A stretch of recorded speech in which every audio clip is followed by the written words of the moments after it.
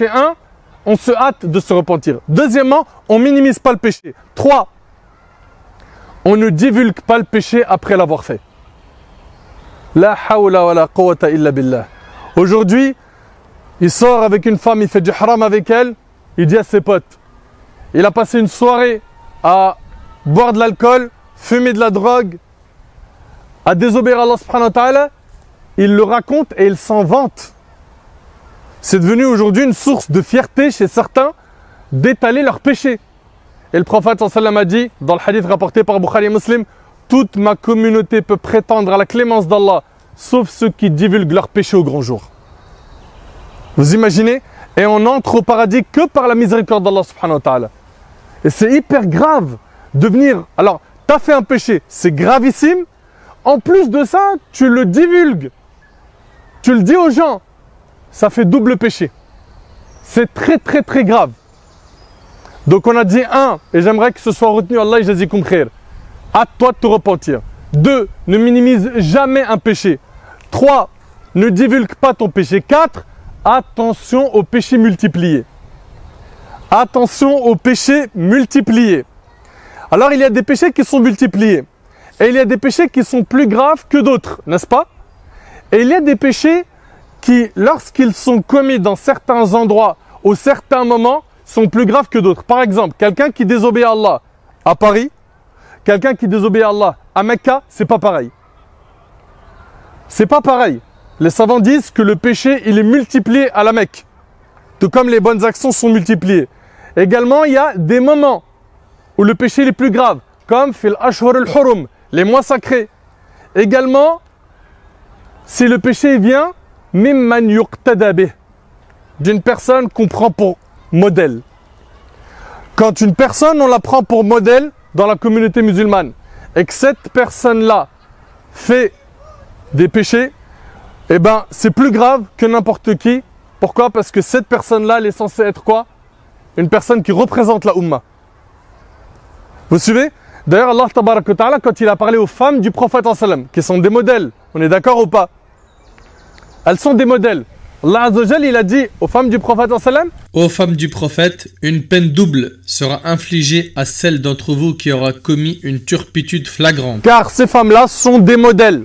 Faites très attention quand vous êtes des représentants d'associations, de mosquées, ou bien vous êtes des imams, des prêcheurs, des personnes qu'on prend pour modèle, des enseignants, des enseignantes. On n'a pas dit soyez des anges, vous ne le serez jamais. Mais faites très attention. Et quand je dis faites très attention, est-ce que je suis en train de dire surveille ton image aux yeux des gens? Les gens, ils ne vont pas te juger, tu n'as pas de compte à leur rendre le jour du jugement. Faites très attention à ton image. Par rapport à qui? Par rapport à ton Seigneur, Allah tabarak wa ta'ala. Fais un effort sur toi pour essayer de corriger un maximum de tes erreurs. De ces 4 points, 5e point. Fais suivre la mauvaise action d'une bonne. Celle-ci l'effacera et c'est ce que le prophète sallam nous a enseigné. Fais suivre la mauvaise action d'une bonne, celle-ci l'effacera. Donc, tu as fait un péché, efface ce péché par le fait d'accomplir une bonne action. Innal hasanat yudhibna as-sayyi'at. Allah Ta'ala, il nous dit que les bonnes actions effacent les péchés. Les savants, ils disent que si tu fais un péché et que derrière tu fais une bonne action, le top, c'est que la bonne action soit faite avec le membre que tu as utilisé pour faire le péché. C'est-à-dire, j'ai fait un péché avec la langue. Derrière, tu veux faire une bonne action, fais-la avec la langue. Fais tasbih, fais dhikr, fais istighfar. D'accord? Tu as fait un péché avec tes oreilles, tu as écouté quelque chose de haram. Tu veux faire une bonne action derrière? Écoute du Coran, écoute un dars. Vous suivez? C'est ablag, c'est mieux. Également, et ça c'est un point très important, ne désespère jamais de la miséricorde d'Allah. Jamais. Allah tabarak wa ta'ala, la porte de son repentir est grande ouverte. D'ailleurs, Allah Azza wa Jal, dans le hadith de Anas qui est rapporté par Tirmidhi, ce hadith-là, Wallah, il est impressionnant. Allah Ta'ala, il dit au fils d'Adam, tant que tu m'invoques et que tu espères en moi, je t'absoudrai malgré ce qui s'est produit de toi sans me soucier du nombre de tes péchés. Allahu Akbar. Tant que tu m'invoques et que tu espères en moi, je t'absoudrai ce qui s'est produit de toi sans me soucier du nombre de péchés. Ô fils d'Adam, si tes péchés avaient atteint les nuages du ciel et que tu me demandes pardon, je t'absoudrai sans me soucier. Ô fils d'Adam, si tu viens à ma rencontre avec la contenance de la terre comme péché et que tu me rencontres sans rien m'associer, je t'apporterai sa contenance, donc la terre en absolution. Qu'est-ce que vous voulez de plus? Il y a un homme, et le hadith il est rapporté par l'imam al-Tabarani, c'était un vieillard, il avait les sourcils qui tombaient sur ses yeux, et il va voir le prophète sallallahu alayhi wa sallam, il lui dit: ô messager d'Allah, que dis-tu d'un homme qui a fait tous les péchés, tant petits que grands, et que si ces péchés étaient distribués à la terre entière, ils périraient tous. Y a-t-il pour cela un repentir? Le prophète sallallahu alayhi wa sallam lui a dit: es-tu devenu musulman?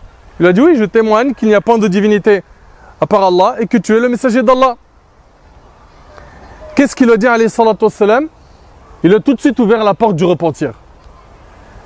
Il lui a dit que les bonnes actions effaceront les péchés. Fais des bonnes actions. Fais des bonnes actions, ça effacera tes péchés.